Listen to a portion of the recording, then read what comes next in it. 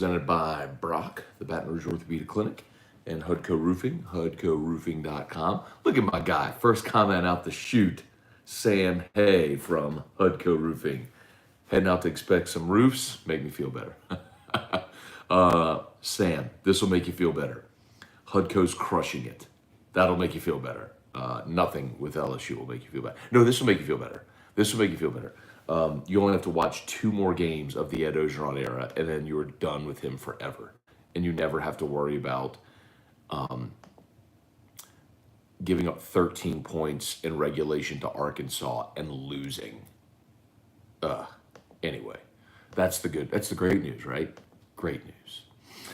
All right, good morning, y'all. Do me a favor, if you're on Facebook, please like the page, share the post, like the page, share the post, like the page, share the post. If you're on YouTube, smash that like button and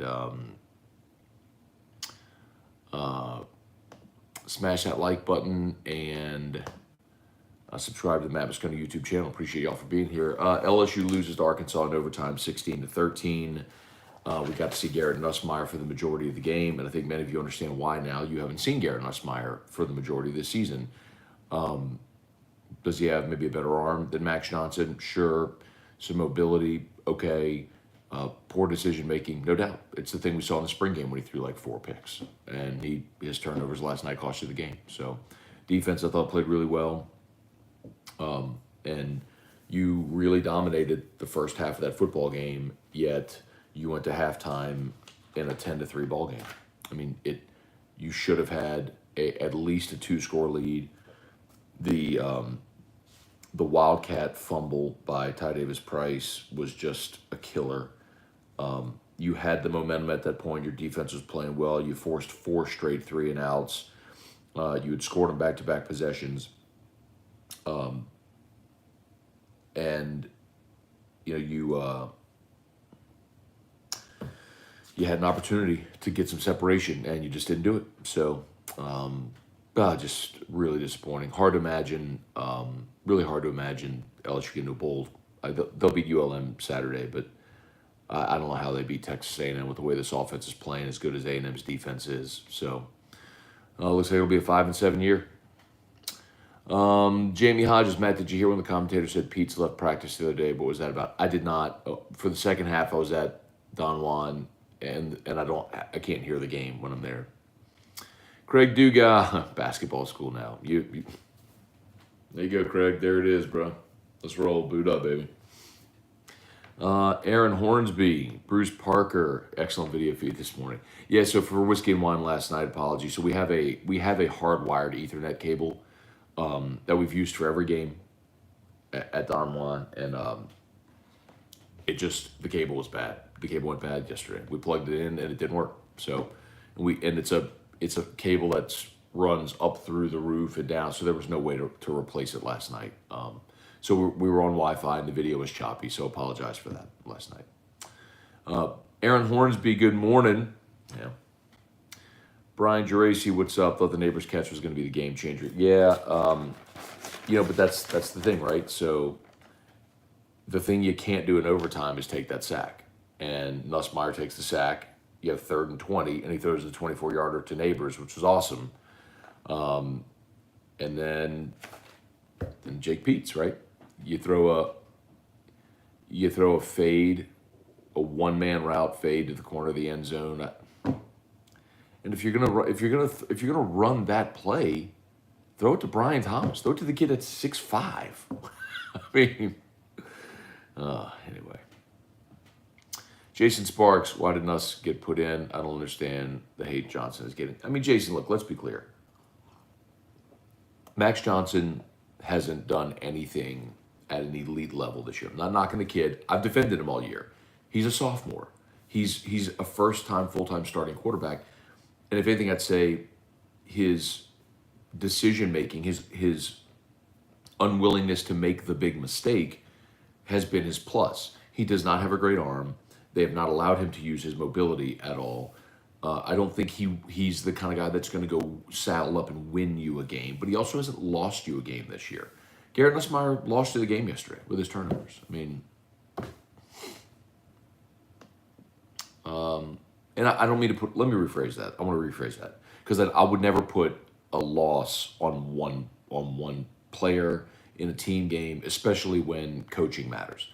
But just to the question about why the quarterback was playing, I mean, I'm with you. Like, that we've all known that. That's the risk with Nussmeier, is you take some chances, and it cost you last night. It cost you on 2 possessions. And Jerry's asking about Pete's getting cute with the Wildcat. That's one of those things where if it works, it's brilliant. If it doesn't, you're an idiot. So it didn't work. I mean, the really tough part about that is on that drive, you had started to give Nussmeier manageable throws. Like, he was 0 for his first 4 or something like that. His first completed pass was the best touchdown. Let's see. Let's see. 1, 2, 3. Yeah, he was 0 for. If I have this right, he was 0 for his first 3 until the best touchdown, which was not a high percentage throw. Then through 2 more incompletions, so he was like 1 for his first 6. I mean, he was not good. It was bad, actually, early. But the 2 scoring drives they had, remember, Trey Palmer had really good punt returns, so gave LSU field position and plus field position. They started at the Arkansas 40 and the Arkansas 43. So they started in plus field position. But that drive where they fumbled, he threw the little middle route to Besh where he kind of made a guy miss and got 17 yards. He threw the little dump off to Mashburn underneath, who ran and fumbled, but went out of bounds. And then the next play was the Wildcat fumble. It's like you were starting to give him stuff to make him comfortable, get to a flow, and then you change that flow. Anyway.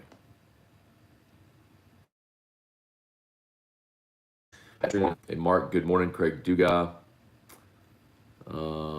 Yeah, someone was mentioning that about how Pete's doesn't call 3rd down plays, if they let Mangus do that. Whatever.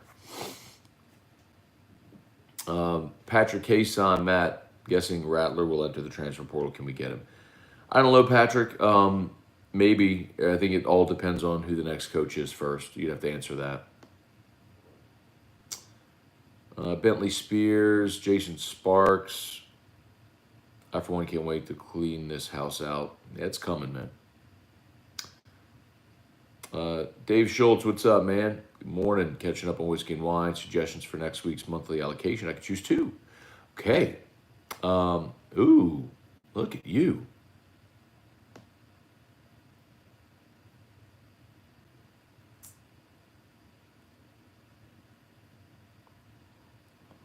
I would get the 2 of all of those. I would get the 2 E.H. Taylors. I love Midwinter Night's Dram. So if you were going to change it up, you can go with probably the E.H. Taylor single barrel and then the and the Dram, or get both E.H. Taylors. That's probably what I would do. Let's see. I don't need a Harvard-educated center, just one smart enough to make the direct snap to tight end Price. You know what, though, Bruce? That's hard to really criticize Shanahan on that. I mean, it wasn't like the snap sailed over his head or went 10 feet to the right. I mean, it wasn't here, it was here. And Ty Davis Price tried to one-arm it. I mean, was it a perfect snap? No. Was it one he should have handled? Yeah. Is it one a quarterback probably handles? Yeah.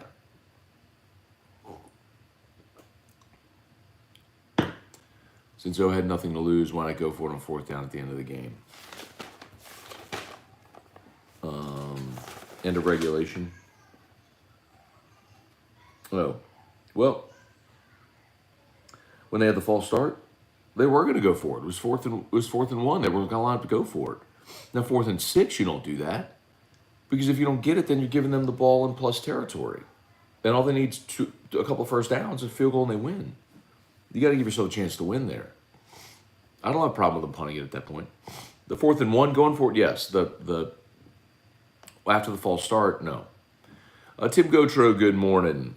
Michael Mills, was Matt Canada worse hire than Pete's? No, I would say only because he and Ogeron, their personalities just clashed.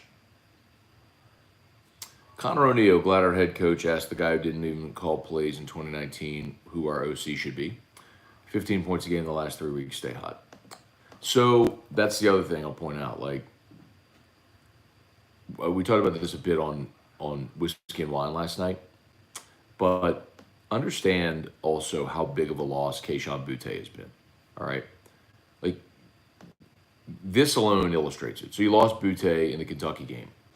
After Kentucky, you beat Florida 49-42. Okay, but you did that running for 400 yards in that game. Since then, you scored 17 against Ole Miss, 14 against Bama, and 13 last night. 17, 14, 13. In overtime, by the way. That's your offensive output without Kayshon Boutte. You don't think that kid matters? Kenneth Martin, good morning. Michael Mills. Connor, for the record, Joe Brady has Carolina scoring 9 points per game in the last 3 games. Super glad we're taking that guy's advice. Tim Gotro, barring a miracle, Ed will finally be going with the clock at 0 against A&M. Yes, he will. Don Tomasino, good morning, Matt. Offense never adjusted to the defense in the second half. All their games this year keep running the same plays. That has been the major issue. Talked about that with the Arkansas guys this week. It's LSU starts out well. When teams adjust, LSU doesn't counterpunch. And you saw it again last night. The adjustment that Kendall Briles made, which was a great one, and an obvious one, was he started running KJ Jefferson. And KJ Jefferson's feet in the second half and some great individual efforts, avoiding sacks and wiggling out of would-be tackles for loss. Look at the touchdown that Arkansas scored. I mean, that was KJ Jefferson with a great individual effort, shaking a guy, rolling extended a play, and there was a bust downfield. Paul Jean, good morning. Eric Campbell, good morning. Bubba Tatum, morning, Sconers. Coloring and making breakfast my baby girl Darlene while teaching her to commiserate properly. Thanks for that, Bubba. Thanks for watching, man. And good morning, Darlene. Darlene's my mom's name. Frederick George. Nuss was decently accurate on the move. I'm not sure there's much I could say super positive about Nussmeier last night. Again, I want to be clear, y'all. I'm not blaming. I'm not crushing it. I mean, this is his first opportunity, extensive playing time. He was 18 of 39 for. I'm sorry, 18 of 31 for 179, a score and 2 interceptions. I mean, just that's not, Matt, you feel Matt Campbell can be successful at LSU? I do. I think a lot. I mean, I think any coach could be successful here. Almost any coach. I mean, considering what we've seen, Joseph Armato, morning, Matt. Enjoyed Whiskey and Wine. Thank you, Joseph. Appreciate that. William Laws, LSU's going to the Elite Eight. I'd be down with it. What's up, KP? Good morning, man. What's the latest on the coaching search? What big targets can we rule out? What is Gamecoin hitting Bitmart to the moon? Look for an announcement very soon on Gamecoin and Bitmart. Gamecoin has been approved to be added to the exchange, and it's coming very, very soon. And there will be an announcement really soon, so excited about that. So latest with the coaching search. I mean, I'll tell you what I'll repeat what I said last night. I believe that Jimbo is Scott Woodward's number one. I believe that's going to be a very tough pull, and I know that there are factions at LSU that are adamantly opposed to that. So, who gets their way? Don't know.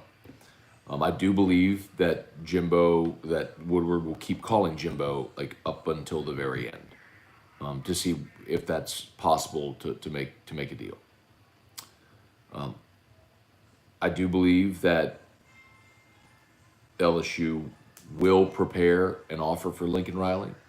I gave y'all a contract number weeks ago. 8 years, $100 million is what LSU was floating. Averaged about 12.5 a year.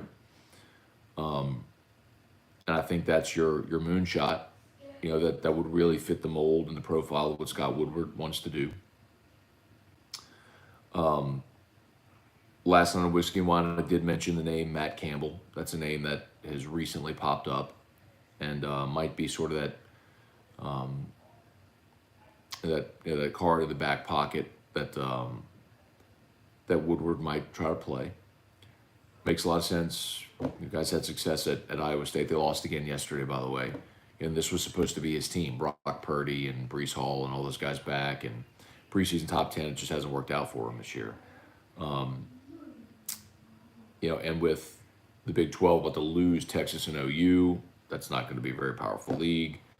Mighty jump, maybe. I do think Billy Napier has crept up into the conversation as being a possibility if you get that far down the list. Mel Tucker is the one for me that's really perplexing right now, because I'm hearing conflicting things on Mel. Some people have insisted to me that Mel Tucker was never really the focus, while others maintain that is the guy that William Tate wants to hire, and they're still going to make a push. Last night on Whiskey and Wine, we talked about this because there's a giant misconception. People saw the news this week and assumed that Mel Tucker has an agreement, has a contract extension at Michigan State. That's not the case. The report was that he has an offer in hand from Michigan State.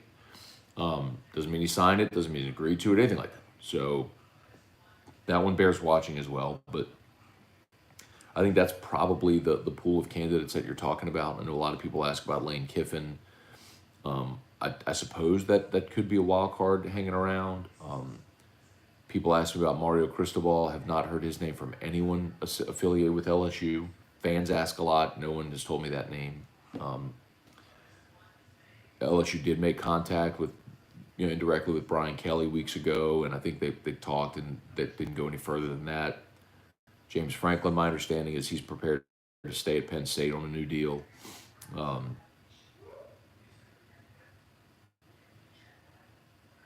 think I might have covered it all right there. Rapid Batches, good morning. Amanda Rome, good morning. Mark Allen. Man, I'm confused about last night. Jason Ray Hill Sr., I sat in the Arkansas section and we're talking about how Tiger Stadium wasn't intimidating. Well, when you have 65,000 people and your team stinks, it's not.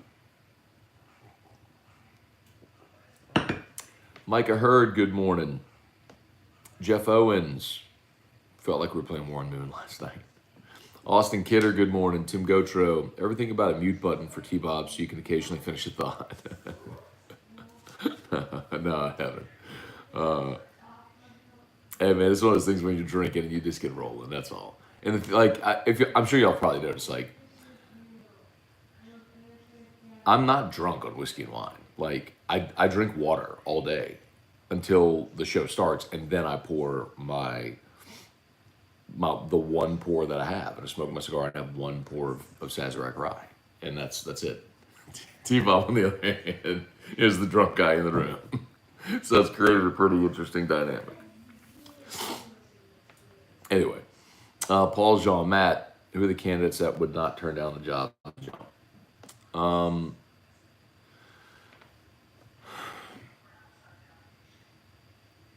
I mean, look, Billy Napier wants the job, and I'll tell you that much. I don't know that he's going to be offered the job.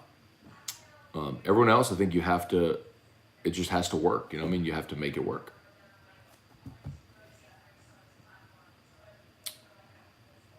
Eric Campbell, how about Kiffin making winning picks on game day? Yeah, man. Good for him for doing that, by the way. I don't know that there's ever been a coach as the guest picker on game day. Micah Hurd, if gunslinging mentality lose you games that you should win, you should avoid it. Put Max back in. Well, the flip side of that is the occasion, Micah, or is the question but if Max is incapable of making the plays to win you games, then put the guy in that could make a play to win the game, right? So, because then you have a ceiling. I get it though. I mean, I don't like what they did last night. I think if you were committed to playing Garrett Nussmeier, let him start. The letting Max play 2 series and then putting Nussmeier in was stupid. That was a stupid thing to do.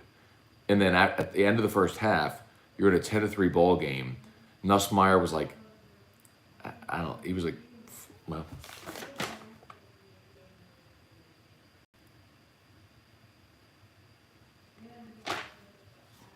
Well, I could total this up, but let's see. He was 0 for 1, 0 for 2,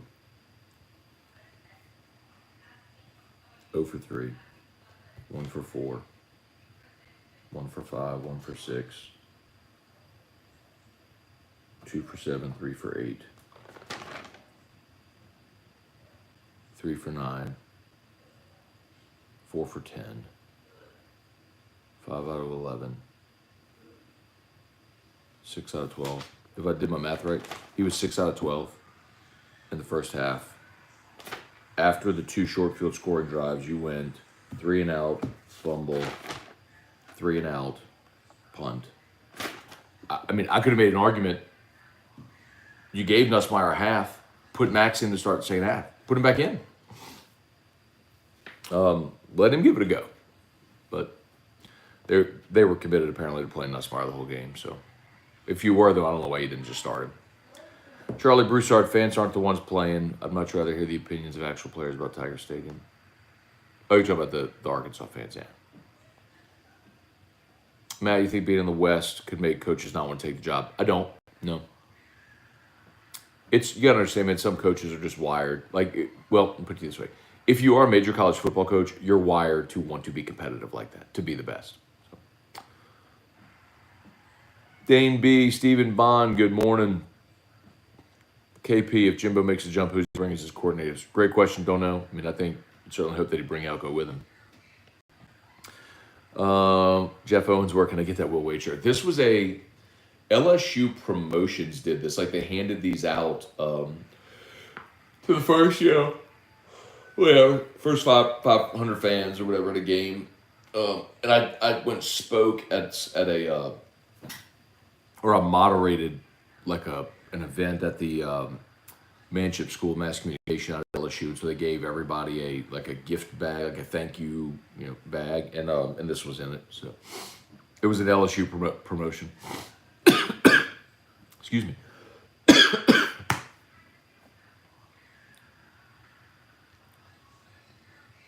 All right, jumping over here to Facebook. Kelly Groves, good morning. Bentley Spears, linebacker showed out last night. You're right, Bentley. They did.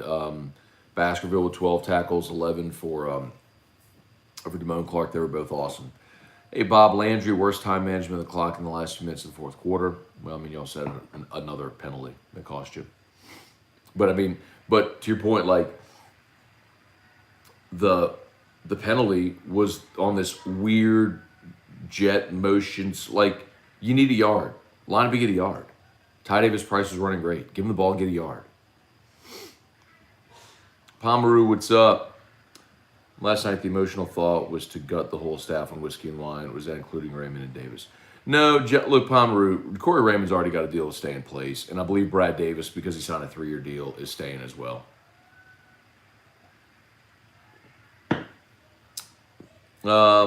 Michael Markentel, good morning. Hey, Dad, good morning. Craig Duga, Kansas beat Texas. Kansas beat anyone. Yes. In overtime. It was like 57-56. Bonkers. Patrick Cason, LSU football is now in the playoffs for a bowl game. Have to win out.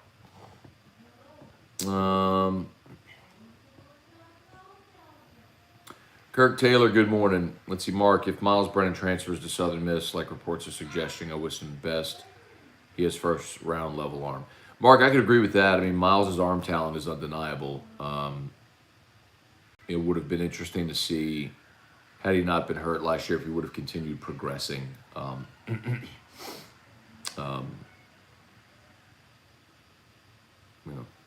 Anyway.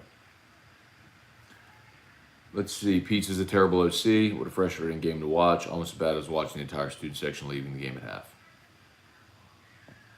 That's what happens when you're 2 games under 500, bro. What else? You take Campbell over Billy and Lane? I think so, Patrick. Brian Sprague.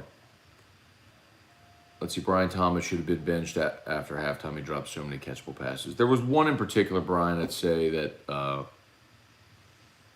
it was down the left sideline. So it would have been on the the LSU sideline going toward the north end zone. And Nuss put a ball up there. And there was contact, and Thomas went up, and then he just didn't locate the ball. A lot of that's just awareness.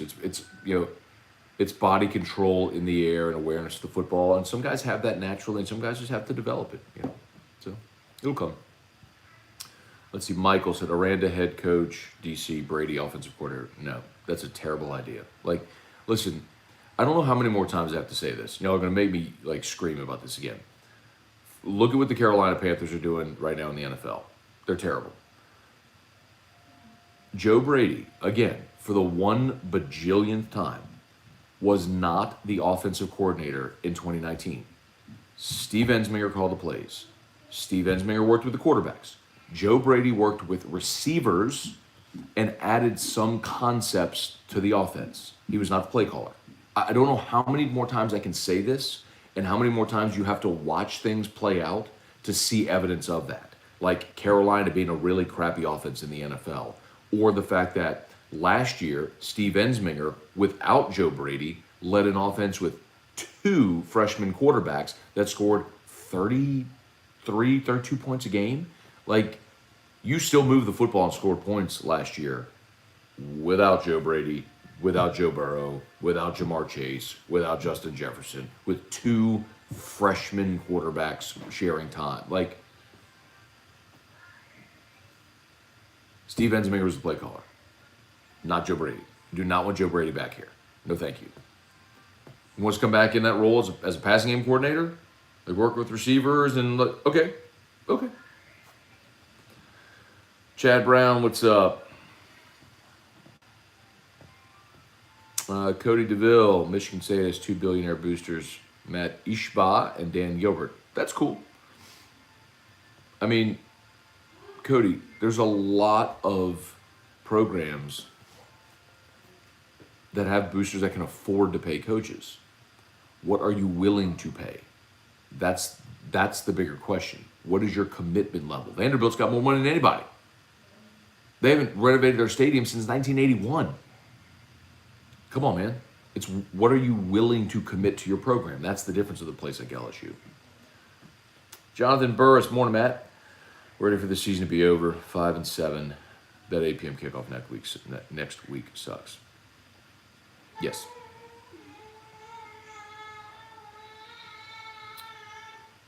Brandon, I think he was 11-21 at half.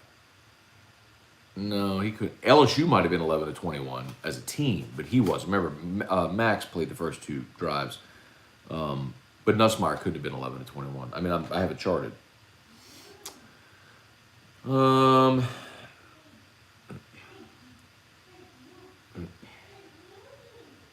Kirk, don't understand going for it well within York's range to go to overtime.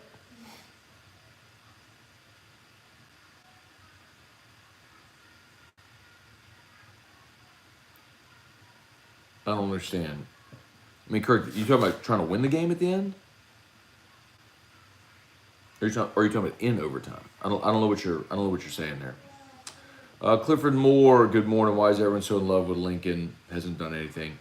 He's maintained, listen, in fairness, he's the offensive guy that developed Baker Mayfield and Kyler Murray. Jalen Hurts went there, obviously. He's got 2 young guys right now, but Rattler and Caleb Williams both look good. Like, if you hire Lincoln Riley, you will have consistent offensive success. I think that's fair to say. It's also fair to say that his defenses at Oklahoma have been putrid. What would be the plan to fix that if you're in Baton Rouge? Or are you just Kevin Sumlin? Craig, AFR on location at the PMAC this year. Maybe Craig. Only if Will Wade lets me do the show like from the locker room or something, or from like courtside. Craig Duncan, Jimbo isn't good either. He loses 3 games a year at A&M. Any coach we hire is a crapshoot, let's be honest. I mean, any coaching hire anywhere, there's some level of that, Craig.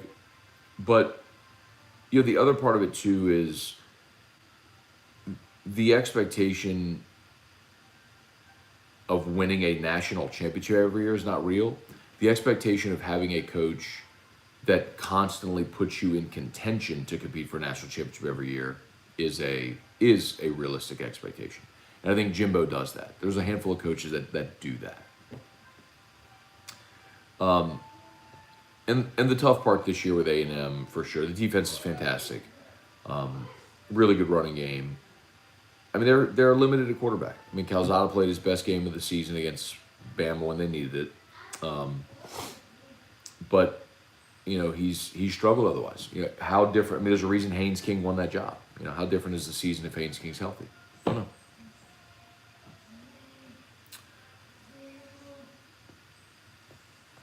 The only 100% slam dunk coach is Saban, and he isn't coming. That's true, but that's why I said this last night on the show, that's why you make hires that eliminate variables so you don't put yourself at that big of a risk. That's why you don't hire an Ed Ogeron at LSU. You don't need to. You can hire a coach that's been a proven program builder and has sustained success. You know what I mean? You reduce those variables. You can make a hire that has a better chance of succeeding because you're hiring someone who's proven they can be a head coach before, and hire assistants and recruit and develop talent and maintain a roster. And you say, okay, well, now you give them all the resources in LSU, and you can do that at an elite level. Jake Nola, can we agree Nuss is not near ready? Yeah. Meanwhile, at basketball game, student section is calling for blood when we up by 50. All good, Kirk. No worries, man. 2019 was a situational season. We have Burrow to thank for that. It was magic and probably won't be duplicated again. I mean, Craig, you would literally have to have the best season in college football history again. I mean, you had a transcendent player. You had a great roster. But you remove Burrow from that team, and it's a decidedly different look, obviously. That's a very obvious statement, I understand. But so replicating that isn't going to happen. But can you be a championship program again? Absolutely. If you explained what Joe Brady did at LSU as a drinking game, we'd all be as drunk as T-Bob. Offensive play calling wasn't great. When the plays were there to be made, the quarterbacks couldn't make them. That's fair. Mark Contreras, good morning.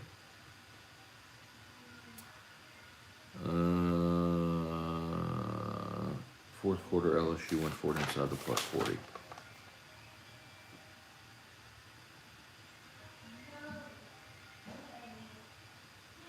Oh, the 4th and 3.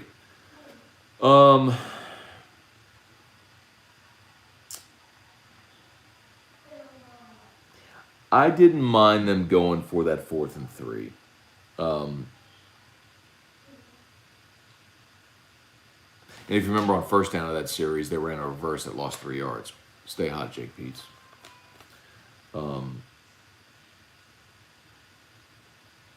I didn't mind them going for it. The play call I wanted to see there, though, was a draw. It was quarterback draw. The same play that that Burrow ran against Alabama that iced that game. Arkansas sold out, brought a ton of pressure. Nussmeier just went, boom, fired. Palmer hadn't turned his head around yet.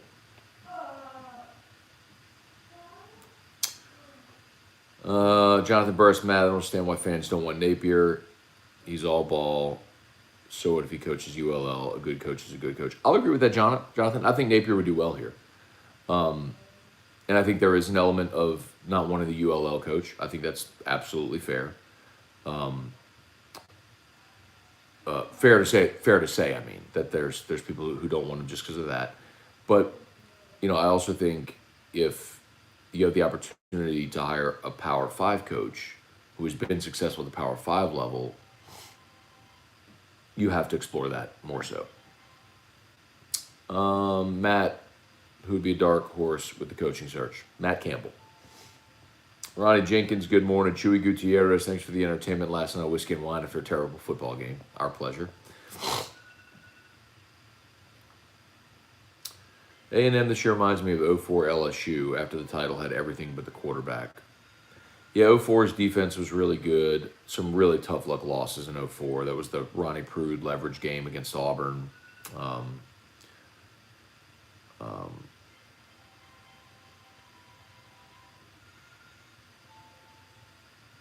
I know it ended in the Capital One Bowl. What was the other loss in 04?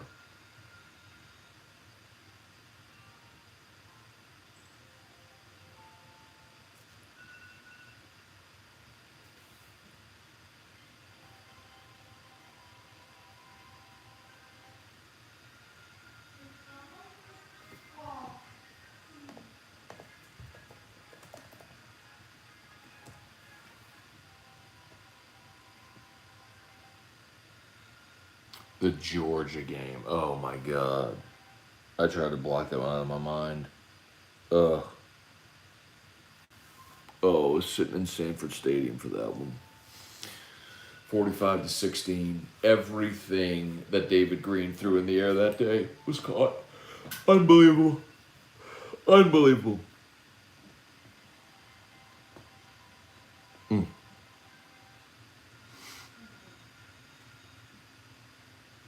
All right, jump back over here to YouTube. Appreciate your patience. If you're watching there on YouTube, 160 watching on YouTube, shout out. Do me a favor, please smash that like button. Much appreciated to everybody watching here this morning. If you're new, please subscribe to the Matt Scone YouTube channel as well. Appreciate that very much. Where are we? All right, EJN. Another issue: receivers are not getting separation. Tight throws without a great line protection leads to mistakes. Yeah, I mean, that's fair. That's another place where Keishon Butte comes into play. Steven Henthorn. I felt after the Michigan State-Michigan game, Mel Tucker would be the next LSU coach. The thing is, Steven, one game, and I try to explain this, one game, good or bad, isn't going to dictate that. If you need evidence of how Scott Woodward works, look at firing Ed Ogeron. I mean, they announced the firing after they beat Florida. He was basically not going to be moved emotionally by one result. So beating Michigan wasn't going to solidify it for Mel Tucker, and losing a week later wasn't going to cost him the job. I really just think it's a question of, can LSU connect on one of its big targets? If not, does Mel Tucker want to come to Baton Rouge, or is he content to stay put if they offer him the job? Or is there someone else in that tier that they're seeking?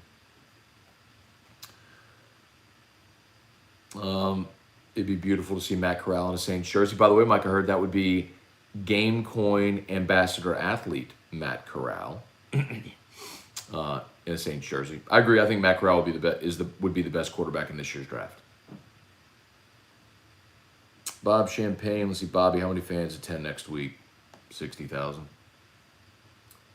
Headline: Matt hates Joe Brady. I don't hate Joe Brady. Well, there you go. I don't hate Joe Brady. I think that Joe Brady has gotten way too much credit for what happened in 2019 because people just make assumptions and they don't actually listen. Look at the evidence surrounding what has transpired since. It gives you the answer. Tom Granig, Patrick Turnage. I feel like you'd throw everything at Lincoln. If you miss, you'd have to take Lane over Tucker, right? Maybe.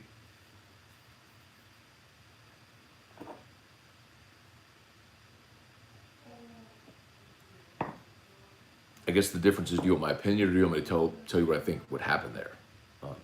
I mean, I would take Lane Kiffin in that situation for sure. I don't know if that's the direction they go. Let's see, Ian Marchand. Pete's a horrible play caller. I've never wanted LSU to lose until now. Get the season over so we can hire new staff. I don't even want them to go to a bowl. I mean, I do, because that means you beat Texas A&M, and that's always fun. I do want them to go to a bowl game. Cageonomics. He definitely doesn't hate Brady. It's just Brady's vastly overrated. Gets way too much credit. Yes, that's my point. Tom Granig. You can't make the last two games go away. Why would you want to lose them, really? I agree with Tom. Yes. I think that's just some fan frustration talking. Yes, go beat ULM. Go beat Texas A&M. Absolutely win those games. Go to a bowl game. Let these players, the guys who have stuck it out and played hard, get the opportunity to go on a bowl trip. But yeah. Jonathan Young. Ian, true LSU fans are blessed to see as many LSU games as possible. Running the table would mean an extra game to watch. Players like Damone Clark, Jack Bech, ball out and develop. I agree. I think most people agree with that too, Jonathan. I think the other side, it's just frustration, I think. Travis Broussard, glad there's only 2 more games. Never thought I'd say that.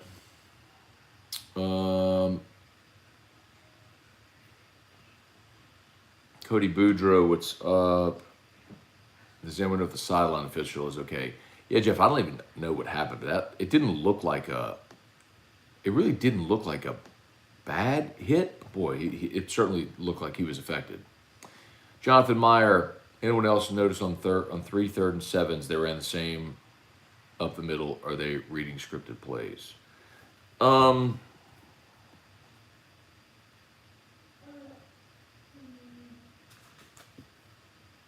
and 7, they were in a draw. Another 3rd and 7, they give it to 27.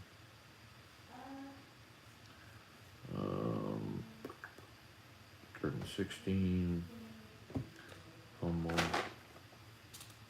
3rd and 10 was a pass. 3rd and 7 draw. They did.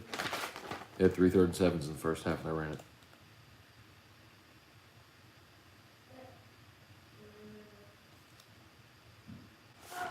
But I can also understand, like, one of those, if I'm not mistaken, they ran it because they were setting up to go for it on 4th down. Yeah, it was Nuss's first possession.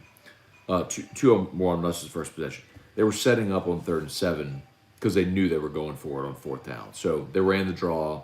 It was 4th and 2 at the Arkansas 35. They gave it to Ty Davis Price. He got it. So like, I don't mind running that play on 3rd and 7 if you know you're going for it on 4th down. You're trying to get a chunk of it to give yourself an option to go for it on 4th down.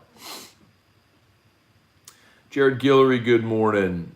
Casey Smith, hearing that there may be a chance to see Obi, Scone, Kenobi next week. I said last night on the show, I was like, man, 8 p.m. kickoff means we're not going to start Whiskey and Wine until 11:30, and it's ULM. You got a sub 500 team taking on ULM in front of probably 60,000 people at Tiger Stadium. Like, I said, what do I have to do to get people to watch Whiskey and Wine next week? Like, do I have to dress up like Luke Skywalker or Obi-Wan Kenobi or something? I mean, what do I have to do to get y'all to watch next week? I mean, do I have to tell some story or something that everybody's always been curious about? Like, I'll reveal the facts or truth about something. I mean, I don't know.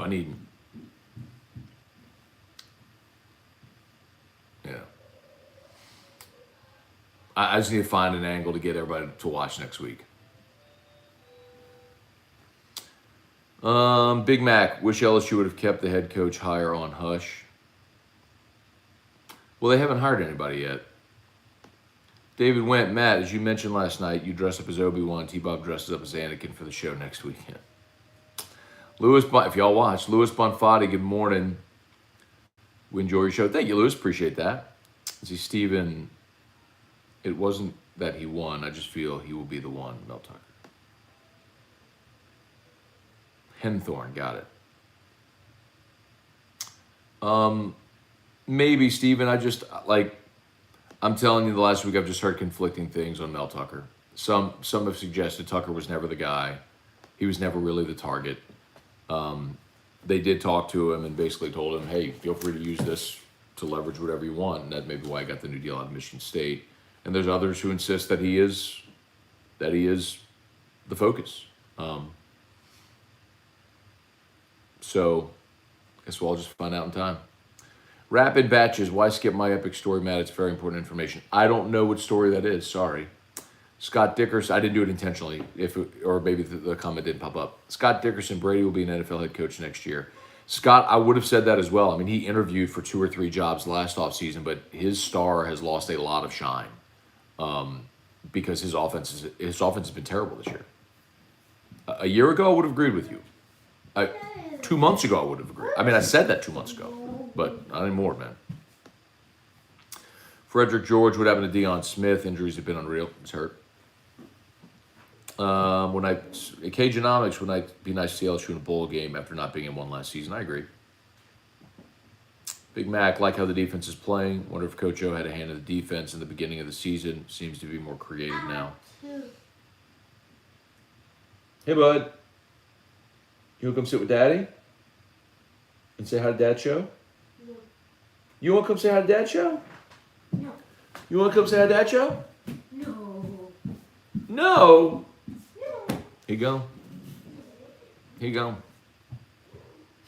3 hours of Cody Boudreaux and 3 hours of ASCII Rock.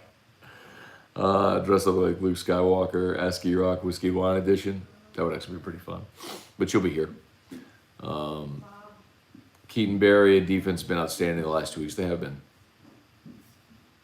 Star Wars sucks. Let's talk Dune post game. I don't know what Dune is. People keep bringing that up. I'm sorry. I don't know if that's a joke or if I should know. I just don't know. I don't know what that is. Bradley Abity, Scott's going to throw the kitchen sink at Jimbo, and I'm okay with that. I don't know, Bradley, if... So there's two things. Number one, Jimbo Fisher has sworn to people at A&M that he's not leaving. And there's a lot to suggest that that's believable. I also think in coaching searches, things twist and turn and everything's negotiable and you never know. Craig Duncan, TAMU has been in national contention since he's been there. I disagree. Sorry, not thrilled about him. Whatever. I don't make the hires. Craig, you also have to understand what he inherited, right, from Kevin Sumlin and how he's built that roster now in a short amount of time. They did go to the Orange Bowl last year. They were 9-1, and they did beat Alabama this year, even in spite of losing their starting quarterback. So he's building a program that had a longer build to national relevance. I mean, but it's undeniable that A&M is better and more stable right now than they have been at any point since they were in the SEC.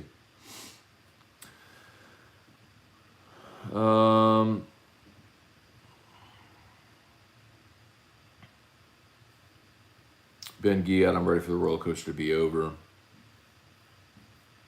Everyone worried about recruiting needs to remember the transfer portal is out there. Yeah, I mentioned that a bunch. You're going to lose players, but also whoever comes in will be able to utilize that to their benefit. Ronnie Jenkins, Bear Bryant being resurrected from the grave with Tom Landry and Chuck Noll as coordinators. Billy Mathern, Dan Mullen, he went from warm to hot yesterday. Does the potential Florida job opening affect LSU pool of candidates? No, Billy, it really doesn't. And I don't think Dan Mullen's going to get fired. I was at the Iowa Outback. It wasn't the Outback Bowl, Kurt. It was the Capital One Bowl in Orlando. I was there too. Shoot, that was when I was in school, man. I went to every game back then, home and away. But no, Florida wouldn't affect LSU, and I still think Scott Strickland hired Dan Mullen. ADs that hire coaches tend to give the coaches they hire more rope. And normally, the last move that you make before you get to the head coach is you cut out the safety net, which is you make staff changes. Mullen did make staff changes last year. He has now fired Grantham, fired Hevesy. So that's probably a safety net, which has now been removed. So, next would be Mullen. So I think Mullen gets next year, and if it doesn't turn around, he's gone.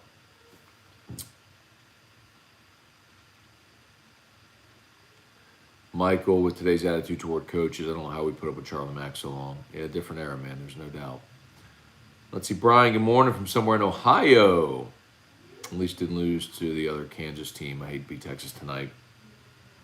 Bradley Abity, Steve Ensminger was so underrated his role putting Burrow in position to succeed.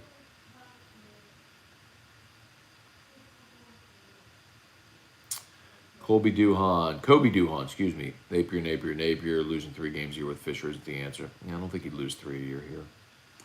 Brandon Atchison, not to mention the younger guys getting those 15 bowl practices mean so much. I agree. Jonathan Burris, past 2 or 3 years, 3 other SEC ADs wanted Napier. A good coach is a good coach. There's truth to that, Jonathan, but it's also SEC programs that aren't on par with LSU. I mean, Mississippi State, Tennessee, South Carolina, they're not the same. You know, Bama didn't offer him, Georgia didn't offer him, you know.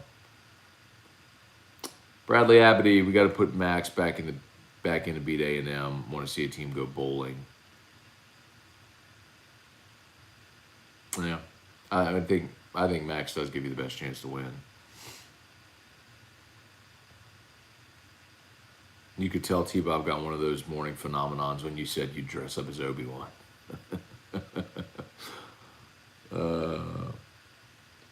Shelby Kelly, good morning. Matt, you won't care for Dune if you're not a Star Wars fan, just my opinion.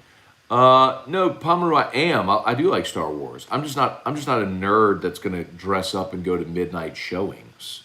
I like Star Wars. I mean, I watched the original trilogy as a kid. You know, episodes 4, 5, and 6. I was in high school when 1, 2, and 3 came out. High school and college, but and I watched all those.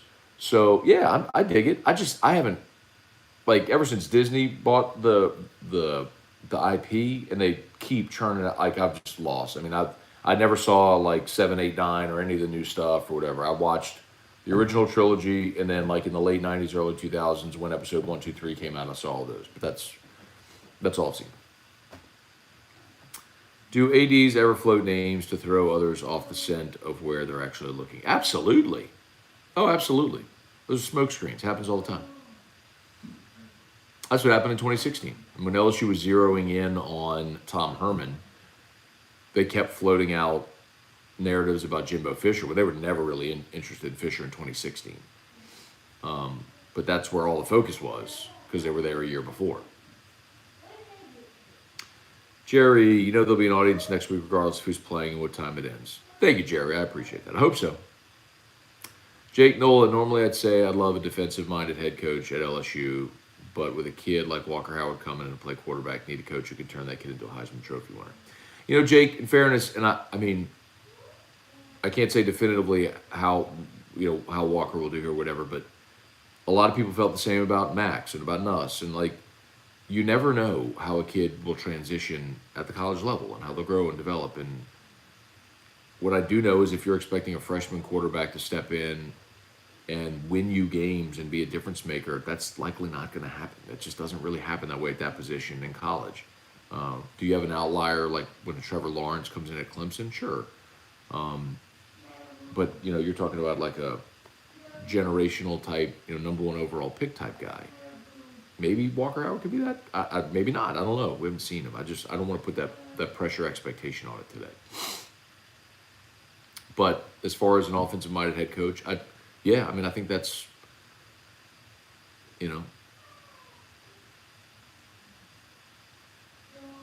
that's probably a good plan, and I do believe that whatever coach is brought in, whatever system they run will determine if Walker Howard sticks with his commitment. I mean, look, I've talked to Jamie enough over the years. I mean, Walker loves LSU. His best friend's Jack Bash. His dad played at LSU. He wants to be at LSU. But similarly, if you hire a coach that runs a system that doesn't suit his skill set, go somewhere else. Rob Sense, has our D coordinator solidified a coordinator position next year? Absolutely not. No. Like, Durante Joe's gone. Whoever's next will bring in their own coordinators. The only staff members that will be retained, Corey Raymond is staying. My understanding is they already have a deal done for him to stay. And I think Brad Davis, who's the offensive line coach from Arkansas, signed a 3-year deal. I think he's staying as well, very likely.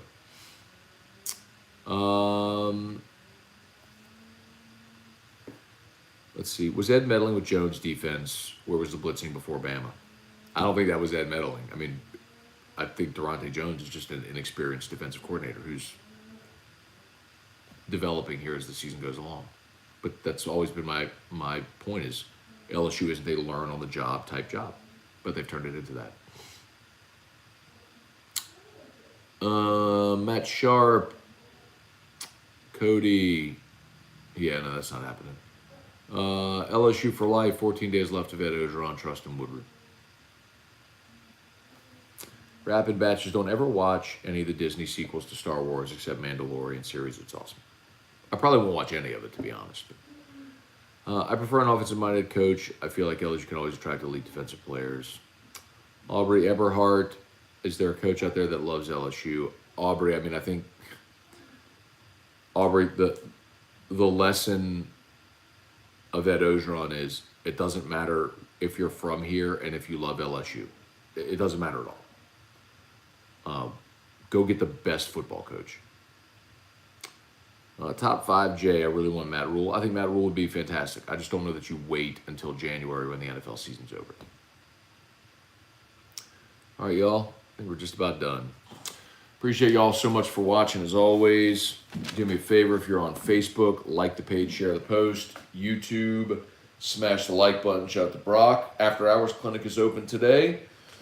Over at Brock. Banners Orthopedic Clinic. Oh, you know what? Before we get out of here, hang on one more second. Before we get out of here, let's do this out of obligation to make all of you fired up on this Sunday.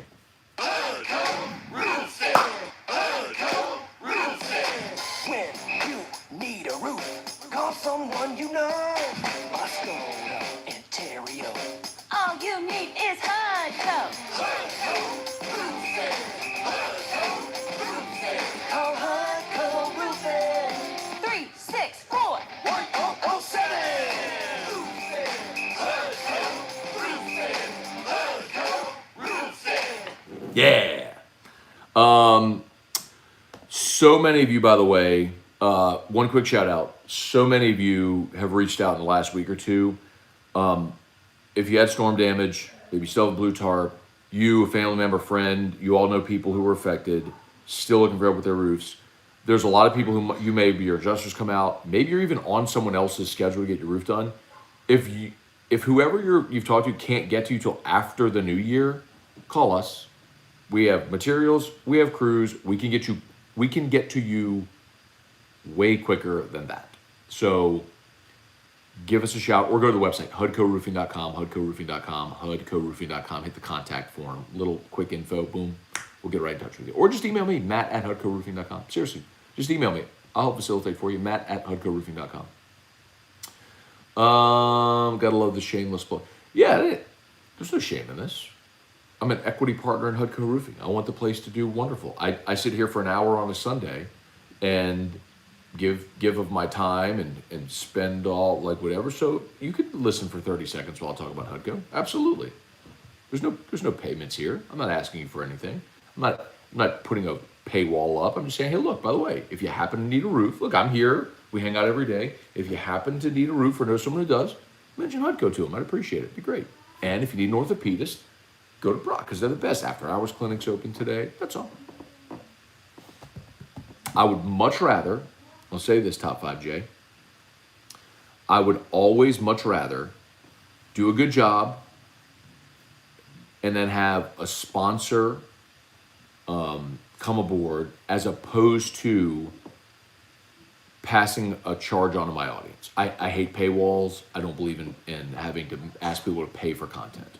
I always say if your content's good enough, you give your content away for free, enough people will consume it, advertisers and marketers will want to leverage that attention. So that's always my feeling on it. Some people do the paywall thing, to each their own. I never will. There was a while back where Guarantee wanted to put a paywall up to listen online and all that stuff on our content. And I mean, I like bare knuckle fight was like, hell no, we ain't doing no paywall on our content. Anyway. Cody Boudreaux, I need a fence. I'd have wiped it out. I might be able to help you out there. You can be.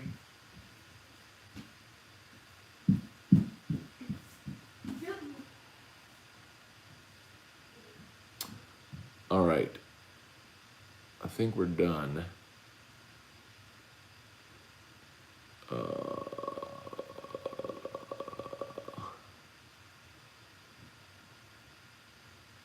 Any more? All right, I think we're done. Appreciate y'all for watching. Facebook, like the page, share the post, like the page, share the post. YouTube, only 67 likes. on YouTube. I thought we could get way higher than that. Man, we're up close to 200 viewers, only 67 likes. Smash that like button on your way out if you would. We appreciate it. Have a great day. Peace. Hey, bud.